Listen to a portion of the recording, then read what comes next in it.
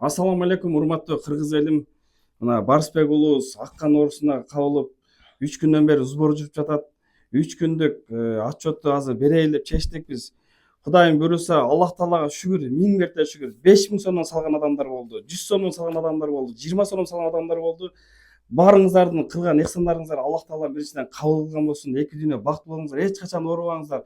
Эч бир ата энени бала менен сынабасын орто туугандар. Общий жалпы мен доллар менен айтып коеюн, 27393 доллар болду. 27393 миң. Туугандар, дагы болсо сбор уланып атат. Колдон келишинче кимде канча мүмкүнчүлүк бар? 5 сом, 10 сом, 20 сомдон колуңуздардан келишинче сала бериңиздер туугандар. 2 күндөн кийин Кудай буйруса болгон чогулган акча менен Индияга учуп кетишет. Индияда 6 айга чейин лечение болуп аткан, пересадка башага чейин биз сборду дагы токтотпой улантабыз туугандар. Колдон келишинче. Анан ушул жерден ушул салон иштеткен агаларыма, ушул блогер эжелер, карындаштар бар. Жок деген ушул видеого сториске чыгарып бериңиздер, сураныч туугандар. Интернеттен чындап келгенде жакшы жайылып айтат да туугандар. Колдон келишинче ушул видеону репост кылыңыздар, таратыңыздар.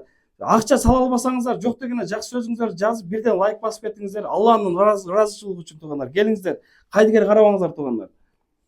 Салам алейкум кыргыз элим. Мына сиздердин жардамыңыздар менен ушунча акча топтолуп турат.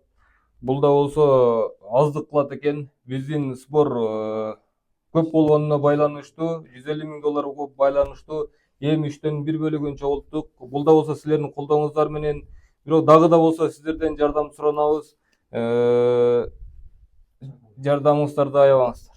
Жардам бериңиздер.